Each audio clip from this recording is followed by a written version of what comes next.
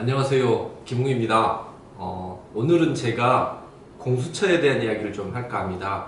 많은 분들이 저에게 왜 공수처를 반대하느냐라고 이야기를 하는데 저는 지금까지 공수처를 반대해 본 적이 없습니다. 제가 반대하는 것은 가짜 공수처, 잘못된 공수처이기 때문에 반대하는 것입니다.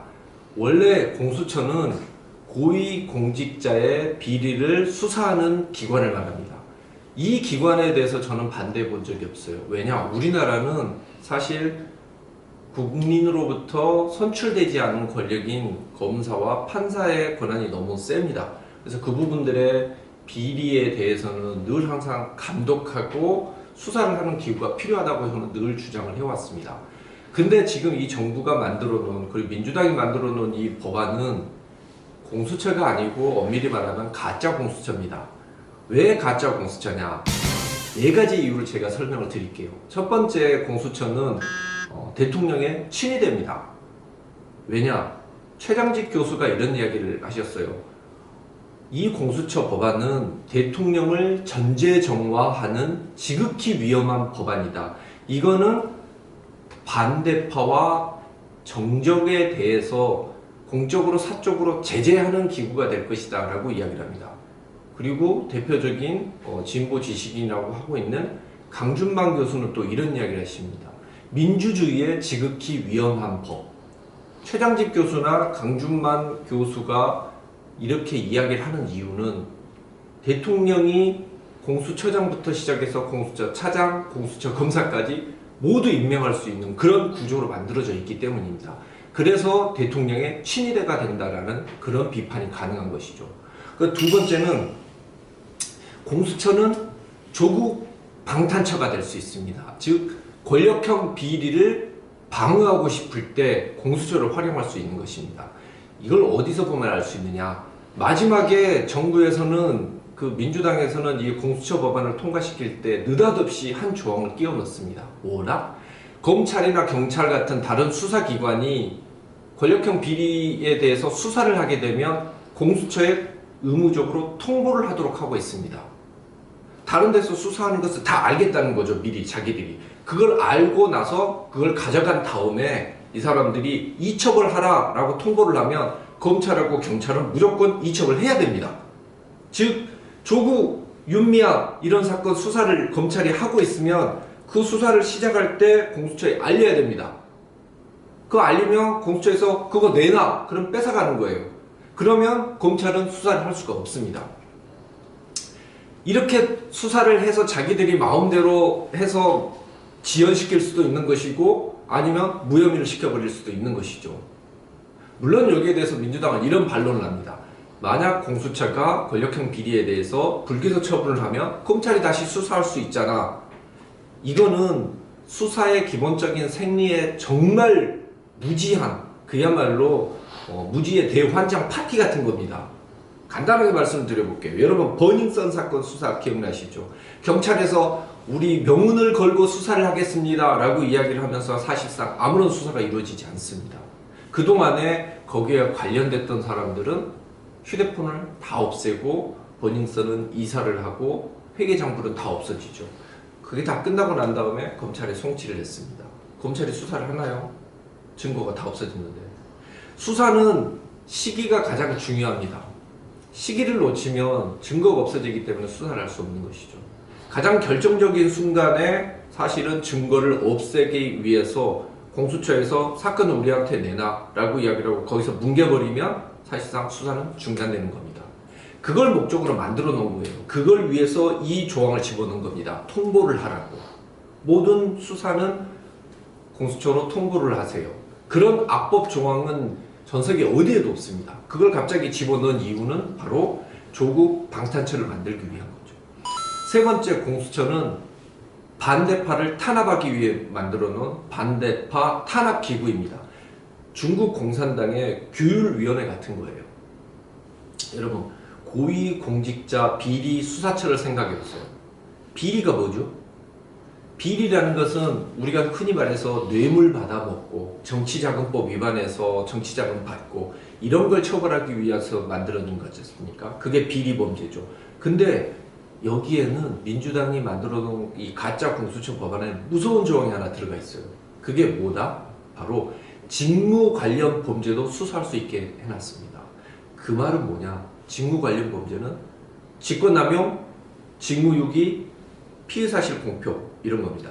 여러분, 윤석열 총장이 조국에 대해서 수사를 시작을 하자 민주당과 대통령 지지자들이 공격했던 게 뭐죠? 직권남용이다. 그리고 피의사실 공표다. 이런 걸 가지고 공격을 하기 시작했습니다. 이건 비리하고는 상관이 없는 거예요. 원래 고위공직자 비리수사처의 수사 범위가 아닙니다. 그런데 느닷없이 직무 관련 범죄를 집어넣었죠. 그래서 최강욱하고 황희석이 공수처가 생기면 수사 1호가 윤석열이라고 이야기를 할 수 있는 겁니다. 왜? 이런 직무 관련 범죄가 들어갔으니까. 자, 그래서 조국에 대해서 수사하는 윤석열에 대해서 직권남용으로 수사를 하고, 김경수에 대해서 1심에서 실형 선고를 한 판사에 대해서 직권남용으로 수사를 해서 그 사람 보고 소환 요구를 하고 압수수색을 하고 그 사람 사무실을 쳐들어갈 수 있게 만드는 거예요. 이런 식으로 해서 반대파를 탄압하고 정상적으로 수사하고 재판을 하고 있는 검사와 판사를 겁박하고 위협하기 위해서 만들어 놓은 도구입니다. 그게 바로 반대파 탄압기구가 되는 것이죠. 네 번째는 이 가짜 공수처는 자가당착적인 그런 구조를 가지고 있습니다.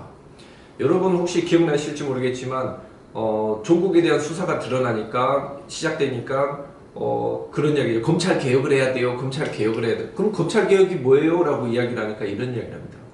수사와 기소를 분리하는 게 검찰 개혁이에요. 라고 이야기를 하죠. 근데 공수처는 수사와 기소를 동시에 하게 됩니다. 즉 검찰에 대해서 비판을 하면서 검찰을 개혁해야 된다고 하는 가장 중요한 요소인 수사와 기소가 같이 통합되어 있는 구조로 되어 있는 겁니다. 어떤 기구는 검찰은 그것 때문에 잘못됐다라고 이야기를 하고 있고, 어떤 기구는 그것 때문에 필요하다라고 이야기를 하는 게 모순이 되는 거죠. 그리고 원래 고위공직자 비리 수사처는 수사만 하게 돼 있는 겁니다. 수사처이지 기소처가 아니거든요. 근데 지금 이 법안에서는 공수처가 아니고 공검처가 된 겁니다. 공직자 검찰처가 돼버리는 거죠. 이런 서로 자가당착이 있었을 때 민주당에서는 이렇게 이야기를 합니다. 수사와 기소가 같이 돼 있지만 이 공수처는 정치적으로 중립을 잘 지킬 수 있도록 우리가 그런 도구를 마련을 했어. 그래서 제가 그런 이야기를 하죠.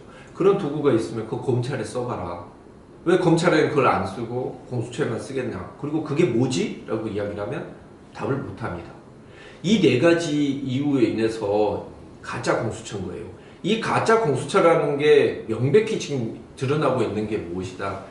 원래 이 법안을 패스트트랙으로 날치기를 했을 때 민주당이 내세운 논리는 이거였습니다. 야당이 비토권을 가지고 있기 때문에 니들이 말하는 그 비판, 대통령을 친위대가 될 것이다. 이건 그렇지 않아. 라고 이야기를 해요. 한겨레 기사를 볼까요? 2019년 10월 17일 날 한겨레 기사에 이런 이야기가 나옵니다. 제목이 이거예요. 공수처는 대통령 친위대? 물음표.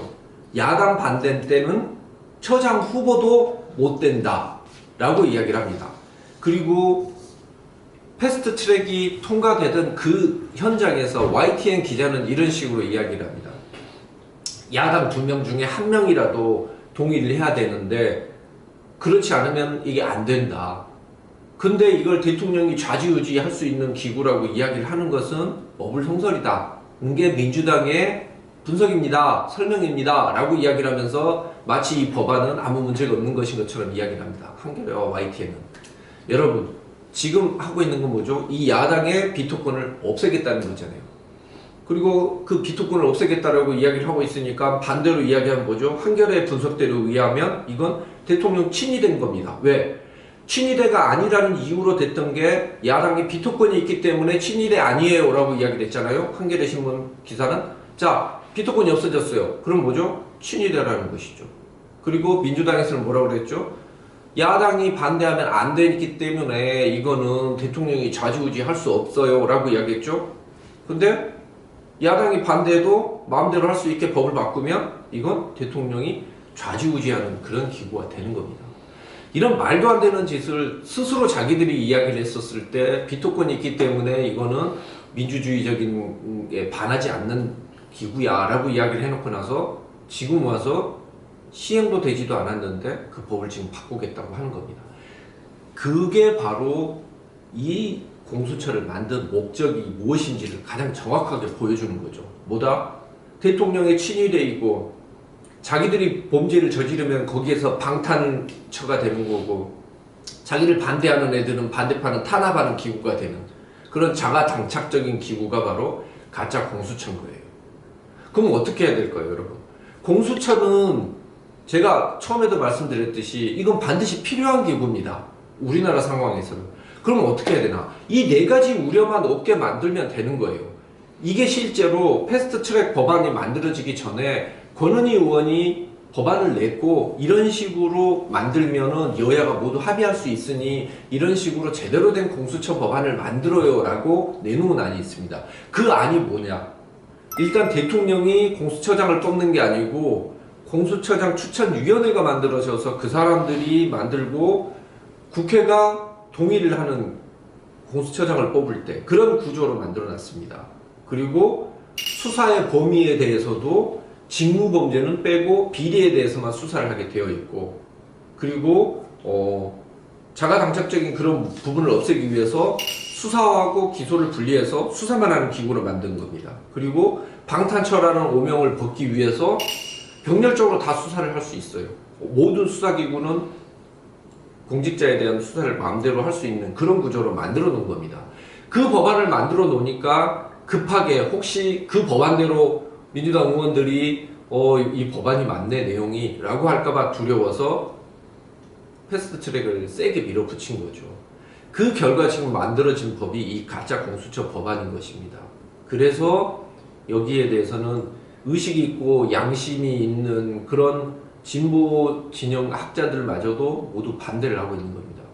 여러분 공수처는 야당을 탄압하는 도구가 될 수도 있지만 반대로 대통령이 정말 마음대로 자기한테 거슬리는 사람은 누구든지 처벌하고 공격할 수 있는 그런 기구로 전락할 수밖에 없는 그런 구조를 가지고 있어요.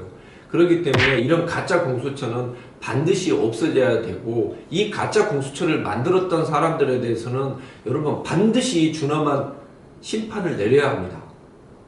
오늘은 제가 공수처 이야기를 하다 너무 흥분한 것 같은데 사실 이 실상을 알게 되면 더욱더 분노하실 수밖에 없을 것 같습니다. 여러분 가짜 공수처는 꼭 없애고 제대로 된 공수처를 우리 모두 한번 만들어 볼 수 있도록 저희와 국민의힘이 힘을 내도록 하겠습니다. 파이팅!